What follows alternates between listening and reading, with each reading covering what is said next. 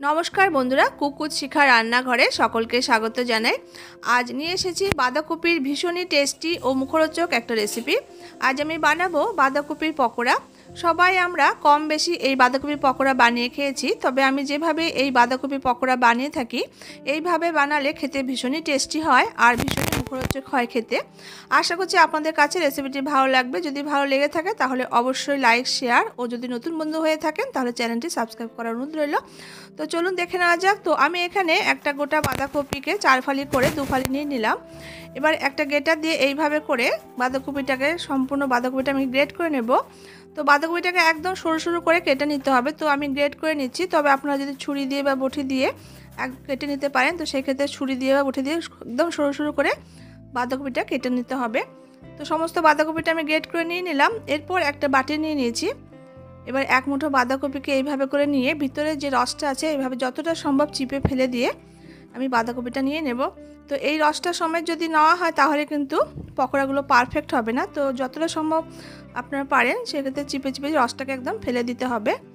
তো এইভাবে করে চিপে চিপে সমস্ত বাঁধাকপিটাকে আমি দেখুন নিয়ে নিয়েছি। আর দেখুন কতটা পরিমাণ বাঁধাকপি থেকে রসটা বেরিয়েছে। তো এই রসটা আমি ফেলে দেবো। তো আমি এখানে হাফ কাপ মতো মসুর ডালকে প্রায় 1 ঘন্টা মতো ভিজিয়ে নিয়ে জলটাকে ছেঁকে নিয়ে নিয়েছি। এবার এই মসুর ডালটা মিক্সিতে দিয়ে এই ডালের একটা পেস্ট তৈরি করে নেব। আর ডালটা পেস্ট করার সময় কিন্তু একটু জল দেওয়া যাবে না, জল না দিয়ে কিন্তু পেস্টটা করতে হবে। তো ডালটা কিন্তু আমি খুব মিহি পেস্ট করব না। তো ডালটা দেখুন পেস্ট করে নিয়ে নিয়েছি। আর কিন্তু খুব মিহি করে পেস্ট করে নিই, অল্প অল্প কিন্তু গোটা গোটা মতো আছে ডালটা। তো এইভাবে কিন্তু পেস্টটাকে করে নিতে হবে।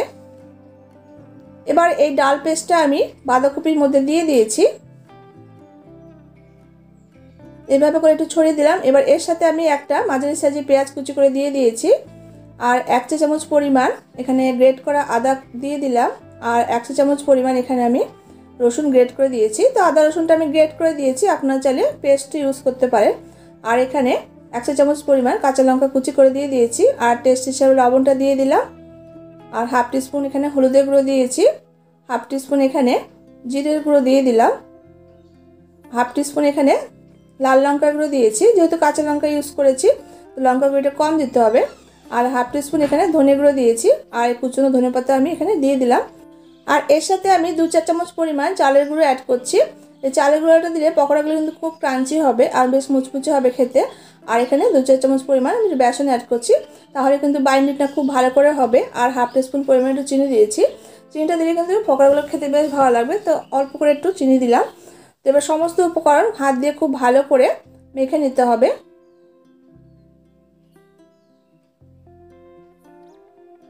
তো এখানে আমি একটু বেসন অ্যাড করেছি, তবে আপনারা যদি বেসন অ্যাড করতে না চান সেক্ষেত্রে কিন্তু বেসনটা বাদ দিয়ে কিন্তু করা যাবে। তো বেসনটা দিয়েছি আমি যে বাইন্ডিংটা যাতে ভালো আসে সেই জন্য আমি ইউজ করেছি। তো আপনারা না চাইলে সেটা স্কিপ করতে পারেন। তো এবার সমস্ত উপকরণ দেখুন খুব ভালো করে আমি এইভাবে করে মেখে নিয়েছি। আর একটু কিন্তু জল দিলে কিন্তু মাশরুমটা পাতলা হয়ে যাবে, সেক্ষেত্রে কিন্তু পকোড়াগুলো ভালো হবে না। তো এবার দেখুন হাতে আমি একটু তেল মাখিয়ে নিয়েছি। এবার অল্প একটুখানি নিয়ে এইভাবে করে লম্বা লম্বা করে দেখুন পকোড়া করে আমি গড়ে নেব। তো এখানে লম্বা করে আমি করে নিয়েছি, তবে আপনারা চাইলে গোল গোল করেও কিন্তু নিতে পারেন। তো এইভাবে করে সমস্ত পকোড়াগুলোকে দেখুন আমি বানিয়ে নেব। আর ডালটা যখন আপনারা পেস্ট করবেন তখন কিন্তু একটু জল দেবেন না, জল দিলে কিন্তু ডালটা কিন্তু পেস্টটা পাতলা হয়ে যাবে। দেখুন সেক্ষেত্রে কিন্তু এরকম পকোড়া কিন্তু তৈরি করতে অসুবিধা হবে। তো তাই জন্য আপনারা জলটা না দিয়ে পেস্টটা করার চেষ্টা করবেন। তো সমস্ত পকোড়াগুলো দেখুন আমি তৈরি করে নিয়ে নিয়েছি। এরপর আমি রান্নাতে চলে যাব। তো আমি গ্যাসের উপরে একটা কড়াই বসিয়ে দিয়েছি, তাতে বেশ কিছুটা সাদা তেল দিয়ে আমি গরম করে নিলাম। এবার ফ্লেমটাকে আমি মিডিয়ামে করে দিয়ে এক এক করে দেখুন এই পকোড়াগুলো গরম তেলের মধ্যে ছেড়ে দেবো। তো একবারে যতটা পরিমাণ দেওয়া যায় সেই পরিমাণ মতো করে দিয়ে কিন্তু ভেজে নিতে হবে।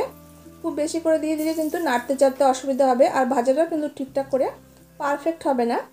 তো আমি এখানে একবার যতটা পরিমাণ দেওয়া যায় সেই পরিমাণ দিয়ে এটাকে ভেজে নিয়েছি।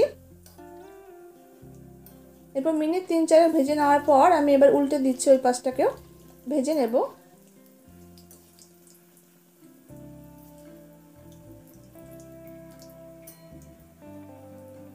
তো পকোড়াগুলো দেখুন ভাজাটা হয়ে এসছে। আর এইভাবে করে খুন্তি দিয়ে একটু নাড়াচাড়া করে দেবো, তাহলে কি হবে চারদিকটা কিন্তু খুব ভালো করে ভাজাটা হবে। আর ফ্লেমটাকে কিন্তু মিডিয়ামে রাখতে হবে, মিডিয়াম ফ্লেমে রেখে কিন্তু ভাজাটা করতে হবে, তাহলে কিন্তু ভিতর থেকে খুব ভালো করে ভাজাটা হবে। আর বেশ ক্রাঞ্চি তৈরি হবে আর বেশ মুচমুচেও খেতে লাগবে। তো দেখুন আমার একটা ব্যাচ হয়ে গেছে, তো আমি তুলে নিলাম। এরপর সেকেন্ড ব্যাচটাও আমি এইভাবে করে দিয়ে সমস্ত পকোড়াগুলো মিডিয়াম ফ্লেমে করে রেখে আমি পকোড়াগুলোকে ভেজে নেব।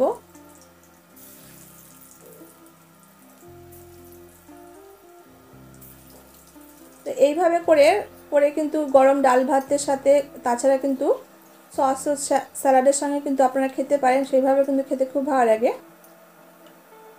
তো দেখুন সেকেন্ড ব্যাচটাও আমি সেমভাবে উল্টে পাল্টে ভেজে নিচ্ছি।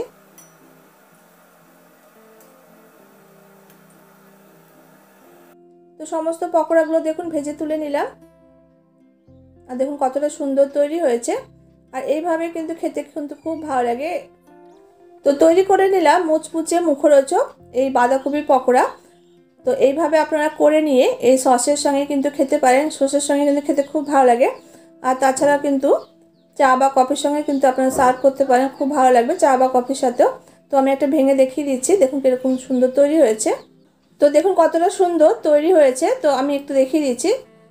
তো দেখুন ভীষণই সুন্দর তৈরি হয়েছে আর খেতেও কিন্তু ভীষণই টেস্টি। তো অবশ্যই করে এইভাবে একবার খেয়ে দেখবেন। আশা করছি রেসিপিটি আপনাদের কাছে ভালো লেগেছে। দেখা হচ্ছে পরবর্তী রেসিপির সঙ্গে, ততক্ষণের জন্য সবাই খুব ভালো থাকবেন, সুস্থ থাকবেন। ধন্যবাদ।